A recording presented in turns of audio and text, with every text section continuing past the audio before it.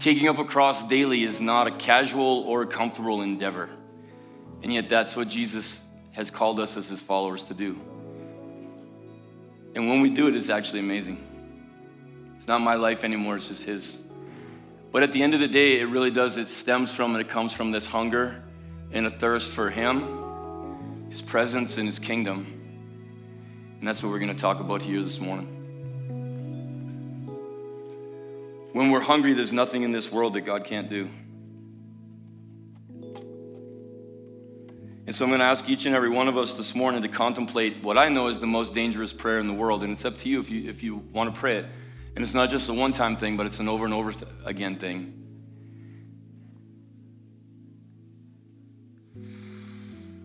But the prayer is this: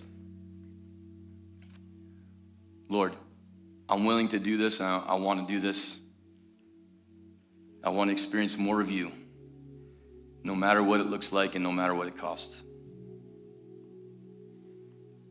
And it can be challenging sometimes, but it comes down to trust at the end of the day. Do we actually trust that God is who he says he does, that God is who he says he is, does what he says he does, and that his word is true?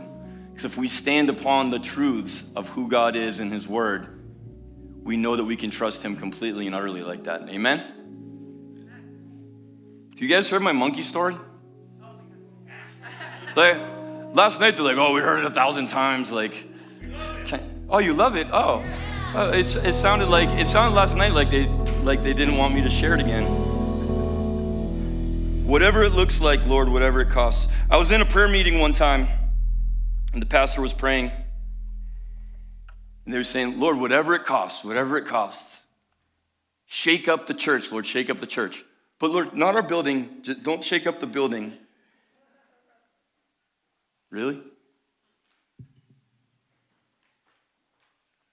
We put our own stipulations, we put our own agenda on things. But at the end of the day, Jesus is saying, just come to me and give it all to me.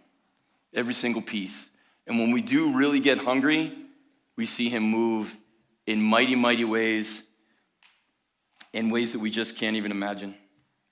In John 6, verse 35, it says this: whoever comes to me will never go hungry, and whoever believes in me will never be thirsty.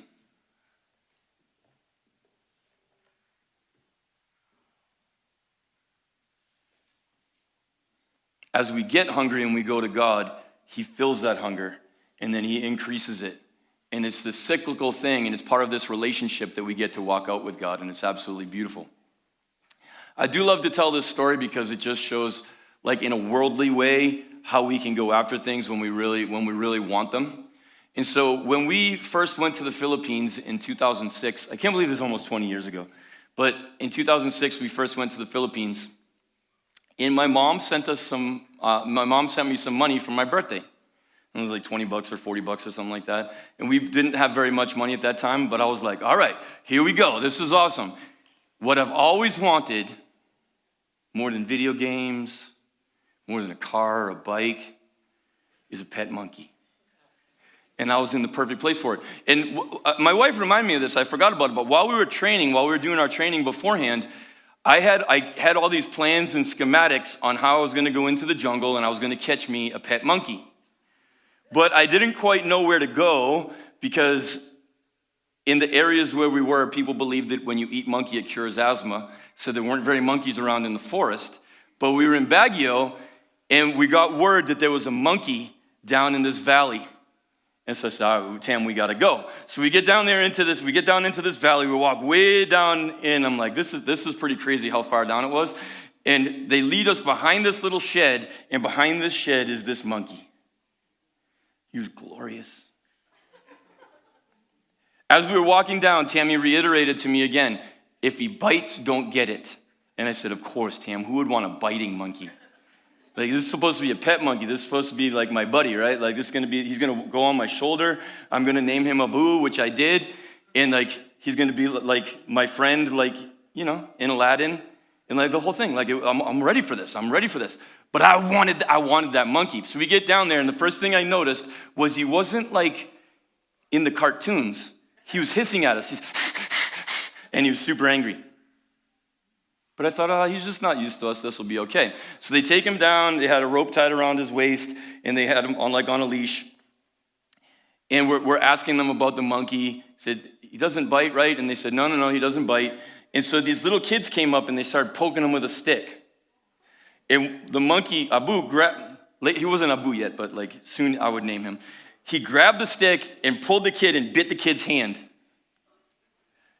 And Tammy looked at me, and the guy said, that's the first time he's ever done that. And so I looked at Tammy and said, see, he doesn't bite. This is the first time he's ever done that. So we took Abu home with us. And the next phase in the journey was going through the mountains, 12 hours on a bus to get back to the city where our clinic actually was, where we were doing our outreaches from. We had been doing some training in Baguio. And so we're on the bus. I doped him up on Benadryl as best as I could so he'd sleep inside of one of like those plastic Walmart bins, you know what I'm talking about? And so the monkey's in there, the air holes are in there, and somehow the case kept sliding further and further towards the front. And Tammy's like, someone's going to see it, someone's going to know. And I'm like, I'll just pretend it's not mine. Because we're crossing provincial lines. The NPA was active in the area, the communists, and they had checkpoints, armed checkpoints and everything. And I'm like, oh, but I wanted this monkey. I finally got back. I built this fort, a house up in the tree for him. We couldn't find any real wood, just like balsa wood. And so I'd climb up and I'd fall down. But I wanted I wanted a pet monkey so bad. I was willing to risk my life. I was willing to risk prison in the Philippines for this pet monkey because I wanted it. And the reality is this: when you want something bad enough, you will get it. You will. Doesn't matter if it's a pet monkey or if it's a new car, or it's that house or whatever else you want. If you want something bad enough, you will make the sacrifices and you will go after it and you will get it. And the reality is this, that in Jeremiah 29:13, it says that if we seek God with all of our heart, we will find him. And we have to go after it with the shameless audacity of the neighbor in the middle of the night. This is what I want, and I'm going to go after it because my God has called me to this. And you'll get it when you go after it. You guys have all seen it. You've all had these experiences. Over and over and over again, we see it. In rural India right now, there's news reports on this, and I've seen it with my own eyes. I'll get to that in a second. But in rural India, it's making the news that people are walking hours to get to church services. When I was on our first trip to the Philippines, the Littleton Vineyard sent a youth group out, and a couple of the people in the church, like I see Lori's here, her son Ben was on the trip, Chris Lee was on the trip, Sharon Crone was on the trip. So some of the people that are still in the church, their kids were on this trip. And at one point we went out, and I don't know how to describe this. It's called an owner Jeep. It's basically like a 5-seater that we had 13 people in, and I was sitting on the hood of this, it's not even a car, it's just the hood of this like truck thing, going up into the mountains to go do a church service for the Hmong people on our island. And we got up there, and there wasn't anyone there at first. It was just kind of like this, we call it a shade. It's just like a covered structure with no walls. And the people started pouring in, and they were walking 3 hours each way to come to this church service. They're walking from the mountains 3 hours each way. And I'll tell you what, that's humbling. And at one point, they had us go, and they're like, we need you guys to sing a special number. And so I get the youth group and Derek come up there with me, and we're all standing there, and they're waiting for us to sing this special number. And I looked at Lori's son, Ben, and he just had like the biggest like deer in the headlights like look on his face, like, what are we going to do now? And I'm like, I don't know. And so we sang some song, and the pastor afterwards was like, that was amazing. That's our favorite song, a cappella. This is what they walked 3 hours each way for. When it came time for us to pray for him at the end, there was a line all the way up just waiting for us to pray for each and every one of those people. And you know what? The reality is they were hungry. Like, they wanted it. And for me, like, just being a part of it, it was very eye-opening. It's not just in India or in the Philippines. There's other places around the world. Like, people want to experience the presence of God. They want to hear the word of God preached. We take it so for granted here in America.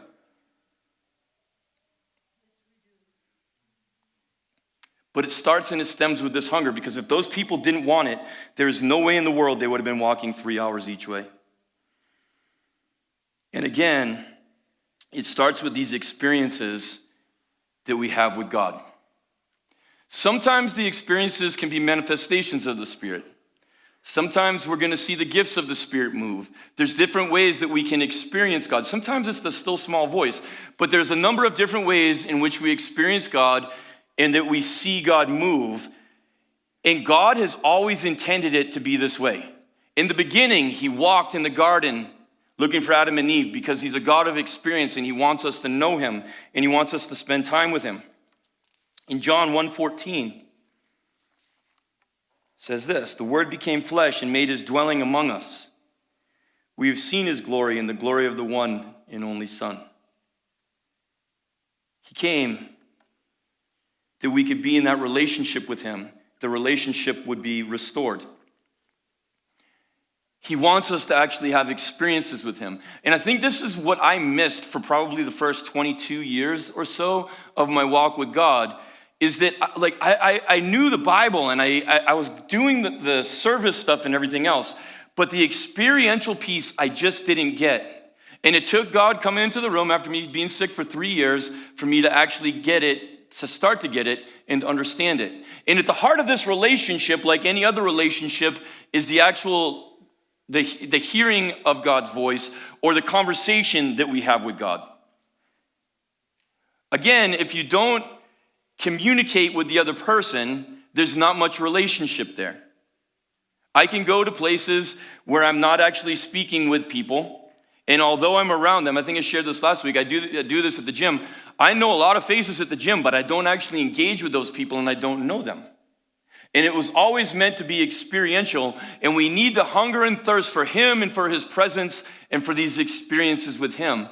Because at the end of the day, the experiences are coming from him, and they help us to know him more and more intimately. And so we work on hearing God's voice with more clarity. And so I was sharing this last night, during worship last night. I had two distinct experiences with God where I felt like he was giving me words of knowledge on what to pray for. And the first one came in with a lot of weight. There was authority in it. And I just got this word, hernia.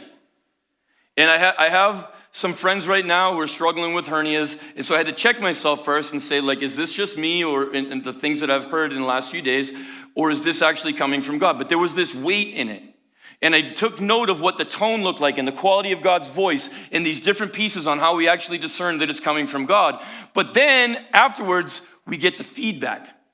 The second way that I heard from God was very different. And again, it's relational and it's not always going to look the same.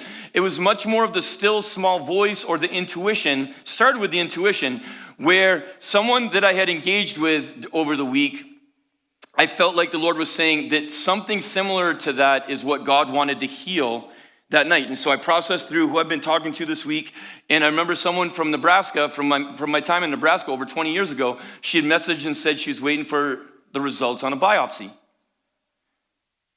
And so I shared these words. And again, at the end of the day, I want to get feedback on this. I want to know, in my mind, the way that I heard from God that had that weight and it had the authority in it, and it just kind of came, just blasted into my head. Is that actually coming from God? Because if it is, then I can take note, and the next time I hear that, I know that it's God. And there's ways we actually work on this. With the other voice, I want to know too, if these intuitions, if this is actually what God's doing. And so I looked for the feedback. And so I did. I prayed for some people at the end, but then Kirby was sharing this morning that his friend that came last night, who's I think the only visitor that we had last night, had both of those things going on. And so I'm like, okay, what are the chances? When you start to see this over and over and over again, you start to learn to discern God's voice with more and more clarity. And that I can start to get my own voice. The enemy's voice is usually pretty easy to discern. It's my own voice that gets in the way. And I can start to see this with more and more clarity because I want to walk in a greater intimacy and greater relationship with God. I'm not really all that worried about getting it right. He's a big God. He can handle it if I mess it up. But what I'm interested in is going deeper and deeper in this relational piece, and I have a hunger for it. Like, I have a desire for it. I want to go deeper and deeper in this. If there was anything in this world that I could ask for, anything in this world that I could ask for, it would be to hear God's voice with the clarity that Jesus did.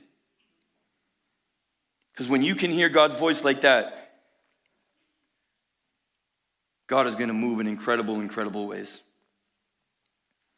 So in John 10, verse 27, Jesus said this, "My sheep listen to my voice, and I know them, and they follow me." We learn to hear the voice of God. When I first was in the Marines in boot camp, we go marching around, and the drill instructors love to yell at you. They love to yell at you the whole time, but especially in the beginning. And so we go and we're marching in a straight line, the 70 of us in the platoon, and then this voice would come in from the side and say, "To the right, march." And half of us would turn, or 3/4 of us would turn, and the other ones would keep going straight, and it was all this big jumbled mess. And the drill instructors were furious, or at least they feigned being furious. Like, they probably weren't as mad as I thought I was when I was 19 in the midst of it, right? Because it was another drill instructor coming in to mess us up. We needed to learn the voice of our drill instructor. And it's the same thing with learning the voice of God. That we can discern what the other voices are, that we can follow after God with what he has for us, because this whole thing is relational right from the start. In the US and in the UK right now, Gen Z are having encounters with God in dorm rooms and all over the place. They're baptizing each other throughout the US and the UK. It's these experiences with God that are moving these young people and are bringing their hearts back to him. And now it's time that we make disciples of these people. See, we can do this and we can be deliberate about this if we're aware of what's happening. What I call this is creating events. And the event creating is actually part of the relational piece that draws us closer to God, helps us to hear his voice with more clarity, allows us to get more feedback. And it's all part of this whole big thing. It's not just spending the time with God and in his word, which we need to do, but it's being very, very deliberate about it. And it's at times getting out there and seeing God move in a way which I call creating events. If I go to the grocery store and I am very deliberately looking for someone to pray for, God is almost for sure going to show me someone to pray for. And then I'm going to work on hearing his voice. And then as I pray for him, either something is going to happen and they're going to know something's happening in that moment, or it isn't. And either way, it's okay. Because either way is going to draw me closer in relationship with him as long as this process is deliberate. It's going to draw, if I don't see it happen, it's going to draw me back in. Lord, I want to see this happen. Show me how to hear your voice. I'm getting hungry. I'm going after it. And if it does happen, thank you, Lord, for this amazing thing. I want to see more of this. Either way, I get hungry. It's part of the process. And you know how many times you can do this in a day? An unlimited number of times. You can go to the mall, you can go to Washington Park, you can go wherever there's some people, and you can start doing this. And you know what? They might get annoyed with you. They might get mad at you. They might not like it or whatever else. But you also might see the guy get up out of the wheelchair. We got to get to this place where the hunger to see God move for his presence and for his kingdom is greater than our fear of man or worrying about that we're going to offend people. And when we get to that place of hunger, and the hunger overrides everything else, the desire for him, the desire for his kingdom, the desire to see eternal destinies change, when we get to that place, you're going to see him move in the immeasurably more than you could ever hope or imagine. And it's cyclical. It creates more of a hunger because you've seen it now and you want to see more. You got to taste, and it takes you deeper and deeper and deeper in the relationship with him. You see this throughout Scripture. Do you think it was just circumstance that Jesus was out walking on the water and then called Peter to do the same? Peter had an experience with God that I promise you, he'd never forget it. You got to walk on that water for a short time.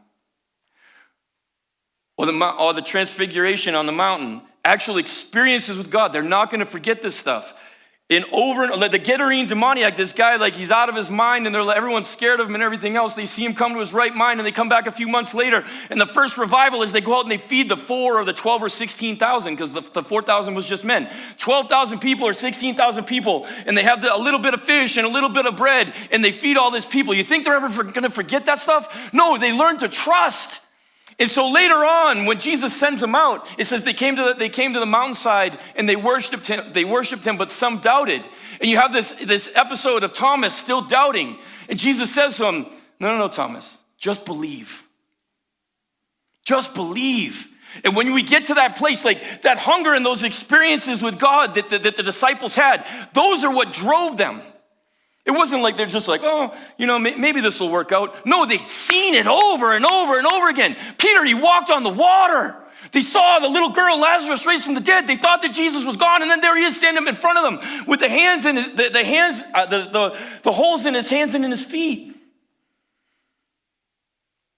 And they were hungry enough that they would pursue him to the very end, even to death. Except for John, they say was boiled in a pot of oil and didn't die. They were hungry, and they had experiences with this God of ours, and he wants the same thing for each and every one of us. And as we do this is how it leads into persistence.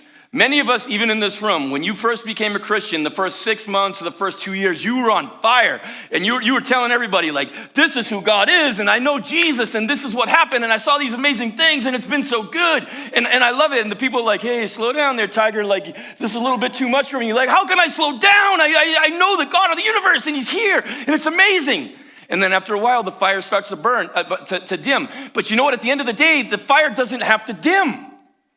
If we're deliberate about the process, the fire will never dim. It only grows stronger and stronger.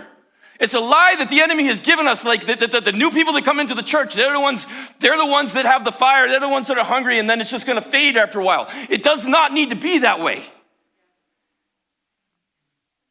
It's experiential in nature. The hunger comes from these experiences, and we get to see him, and we get to be a part of it. In John 5, verses 6-9, Jesus asked the lame man, do you want to get well? And then after 38 years of waiting, one command changed everything in his life. Because the question at the end of the day is this: do you want it? Like I've told this story before. I took my daughter when she was a little kid, and I wanted to get a PlayStation 2 so bad. It was like, I think it was PlayStation 2 time. I wanted to get the PlayStation 2 so bad, and I'm like, if I can just convince her at Toys R Us that this is what she wants for Christmas, it's going to be awesome. And I finally did, and she wanted the PlayStation. I'm like, this is going to be the merriest Christmas for you ever. And then we walked past the pink aisle, and forget it, she got a Barbie. You can't make someone want what they don't want. Like, do you actually want it? And if you don't, if you're like, I don't want it that much, then the prayer should be, Lord, give me that hunger. And at the end of the day, I know this, that besides anything else, I'm not sure about anything else, but I know that the Holy Spirit is inside of me, and I know that I have a hunger, and that hunger can be imparted to others. He's going to do it with some of you guys in this room.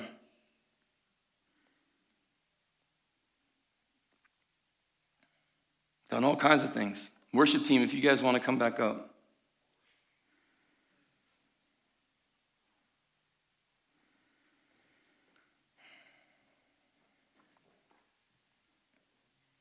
In John 21, verses 7 and 8. Then the disciple whom Jesus loved said to Peter, it is the Lord. And as soon as Simon Peter heard him saying, it is the Lord, he wrapped his outer garment around him, for he had taken it off, and he jumped into the water.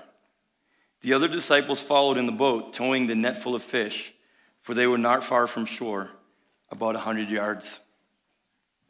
It's amazing when you start to look through the Gospels, when you start to look through the epistles and the Old Testament, that this idea of remaining in Jesus,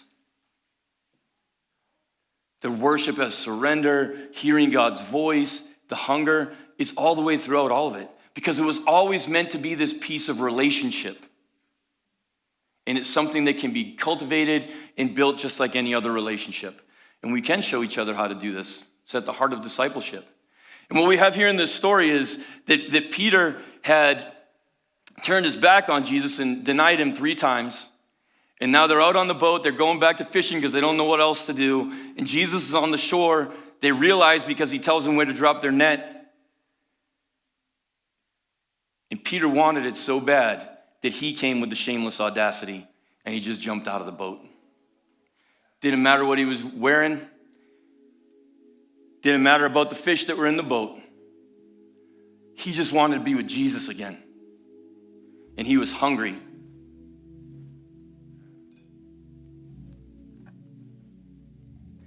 Over the last few years, 4 years or so, I've probably given 2,000 words to people, 2,000 words or praying for people that, outside of the church. You know how many bad experiences I've had? Ellie just said 1,000. How many bad experiences? Like going up there, like, hey, could I pray for your foot? Can I have this word for you. How many of 2,000, or roughly 2,000 experiences, how many bad ones do you think there were? Not one. We're walking in the fear of man. We are. We're just walking in the fear of man. We see stuff online, and the enemies use stuff to stir things up and to conjure that fear up inside of us. Not one time. I had 2 awkward experiences. But the rest of them were good experiences. The people are appreciative. And each and every one of those times was an opportunity for me to get to know God more and to grow closer in my relationship with him.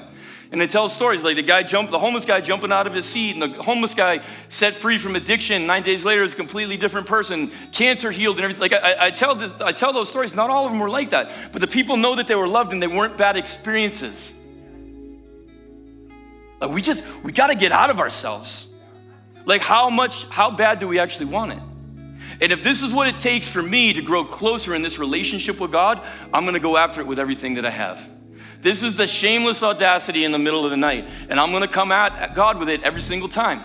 Because his word is true, and I know that in that place he's going to meet us.